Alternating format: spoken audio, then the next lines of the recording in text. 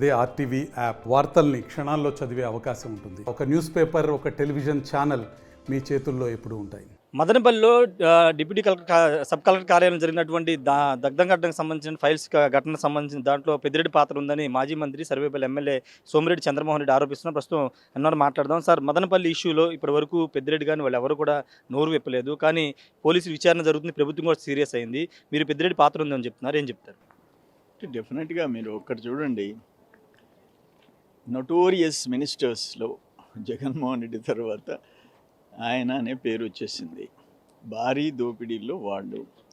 నేనేమంటానంటే, ఎన్ని ఆర్డీఓ ఆఫీసులు, సబ్ కలెక్టర్ ఆఫీసులు ఉన్నాయి రాష్ట్రంలో, ఇది ఒక్కటే ఎందుకు తగలబడింది? నేనంటాను, బాబు గారు ప్రతిపక్ష నాయకుడిగా రాష్ట్రం అంతా తిరిగాడు, అక్కడే మా వాళ్ళ మీద 400 మంది మీద కేసు ఎందుకు పెట్టారు? నేను ఎందుకు చెప్తున్నానంటే, వాళ్ళది ఒక మా సామ్రాజ్యం. వాళ్ళ ఇంటికి పోవాలంటే ఒక ఫెన్సింగ్ దాటుకొని పోవాలా? ఎవడబ్బా సొత్తు? గవర్నమెంట్ వేసిన రోడ్లు, కానీ వాళ్ళు మా సొత్తు అనుకుంటున్నారు. అందుకని 100% ఇప్పుడు అంతెందుకండి, సిసోడియా పోతే ఆ 100 మంది జనం రావటం ఏంది? ఫిర్యాదులు ఎక్కడన్నా చూసామా? 100,000 మంది క్యూలో. సెన్సేషనల్ ఇష్యూ అయింది ఈరోజు. అందుకని డెఫినెట్గా వాళ్ళ హస్తం ఉంది. మిథున్ రెడ్డి ఒక కామెంట్ చేసిన, మనం ఢిల్లీలో అరెస్ట్ చేసుకుంటే చేసుకోండి, మమ్మల్ని అరెస్ట్కి భయపడం, కానీ కార్యకర్తల జోలికి రావద్దు అంటే ఆయన కామెంట్ చేస్తున్నారు. అమ్మా, కార్యకర్తల జోలికి ఎవరు వస్తున్నారు? మీరు వచ్చారు, ఒక్కొక్క నియోజకవర్గంలో 100 మందిని జైలుకి పంపించారు. నా సర్వేపల్లి దగ్గర రండి, లెక్క చెప్తాను. లెక్క చెప్తాను. ఎప్పుడైనా ఉండింది అటువంటి పరిస్థితి గతంలో? కానీ మీరు పారిపోయినారు. ఈరోజు ఈ కథలొద్దు. ఇక్కడ ఎమ్మెల్యేలు అసెంబ్లీ నుంచి ఎందుకు వెళ్ళిపోయారు? సెషన్లో వైట్ పేపర్స్ని మీద ఎదుర్కొనే దమ్ము మీరు లేక వెళ్ళిపోయినారు. మీరు ఒక్కొక్క చేసిన భారీ లూటీ గురించి శ్వేతపత్రాలు విడుదల చేస్తుంటే ఫేస్ చేయలేకపోయినారు. అందుకని వెళ్ళిపోయి మళ్ళీ మిథున్ రెడ్డి మాట్లాడితేట చెప్పండి, అక్కడ ఏమేమి కుంభకోణం, అన్ని 100 మంది ఎందుకు వస్తున్నారు మీ మీద ఫిర్యాదు చేసేదానికి? ఎందుకు చెప్పండి సమాధానం. సరే, ఢిల్లీలో మన దీక్ష చేసిన రోజు ఒక జాతీయ ఛానల్తో మాట్లాడుతూ, చంపాలనుకుంటే నన్ను చంపేయండి, నా మీద పగుంటే తీర్చుకోండి అని జగన్ ఒక కామెంట్ చేశాడు. దాని గురించి ఎలా చూస్తారు?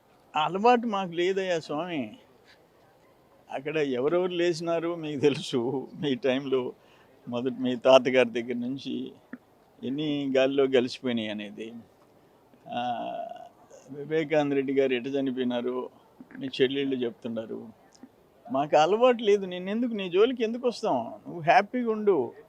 మేము పార్టీ తరఫున వైఎస్ జగన్మోహన్ రెడ్డిని టచ్ కూడా చేయము.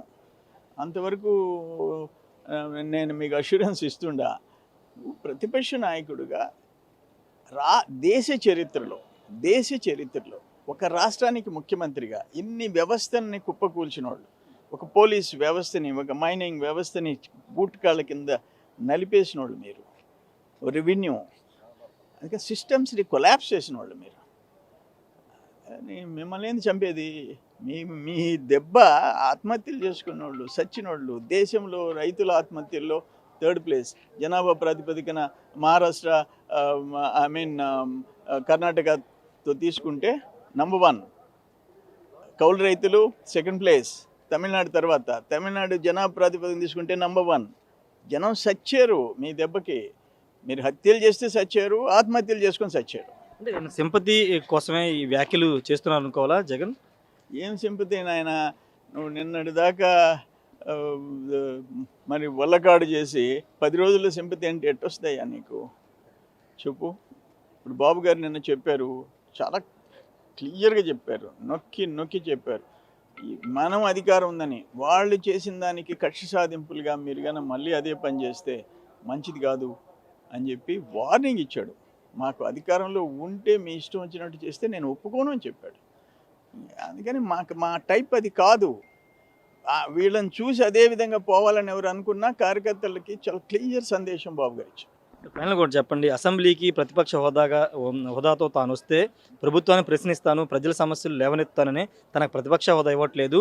ఢిల్లీలో 3 ఎమ్మెల్యేలు ఉన్న అక్కడ బీజేపీకి ప్రతిపక్ష హోదా ఇచ్చారు, ఇక్కడ ప్రతిపక్ష హోదా ఇవ్వట్లేదు అని ఆయన కోర్టుకు కూడా వెళ్ళారు. ఎలా చూస్తారు? ఆయనే కదా బిడ్డ. అదేమంటే మీ బిడ్డ అంటాడు. మా బిడ్డ జగనన్న, జగన్ మేనమామ, మా మేనమామ నువ్వే కదా, తమరే కదా ముఖ్యమంత్రిగా. ఇంకొక 6 దగ్గుంటే ఆయనకి ఆ ప్రతిపక్ష సీటు కూడా వచ్చేది కాదని చంద్రబాబు నాయుడు గురించి కామెంట్ చేసింది మీరే కదా. మా ఎమ్మెల్యేలని వరుసగా లాగి ఆ 16కి పడేటట్టుగా 17 కూడా లేకుండా చేసేదానికి ప్రయత్నం చేసింది తమరే కదా. ఈరోజు ఏమన్నా చట్టం మారిందా సార్? నీకొకటి మాకొకటా? Thank you sir. ఖచ్చితంగా గతంలో చట్టం ఇప్పుడు ఒక చట్టం వర్తించదు. ఖచ్చితంగా గతంలో ఏం మాటలు మాట్లాడాడు జగన్ చూసుకోవాలి. ఇప్పుడు అంటే మొన్నటి వరకు ప్రభుత్వం నుండి ఏం చేశారో ప్రజలందరూ తెలిసి ఇప్పుడు ఈ తన చంపాలని వ్యాఖ్యలు చేయడం అంటే అసలు తెలుగుదేశం సంస్కృతి అది కాదు. ముఖ్యమంత్రి చాలా స్పష్టంగా చెప్తున్నారు, కక్ష రాజకీయాలు ఉండవని అసెంబ్లీ వేదిక చంద్రబాబు చెప్పారు కాబట్టి అలాంటి రాజకీయాలు మేము చేయమని సోమిరెడ్డి చంద్రబాబు చెప్తున్నారు. మదనపల్లి ఘట్లో 100% పెద్దిరెడ్డి పాత్ర ఉంది కాబట్టి పూర్తి ఆధారాలు బయటకు వస్తాయని సోమిరెడ్డి చంద్రమోహన్ రెడ్డి చెప్తున్నారు. Camera person విజయ్తో Rayesh RTV assembly నుండి.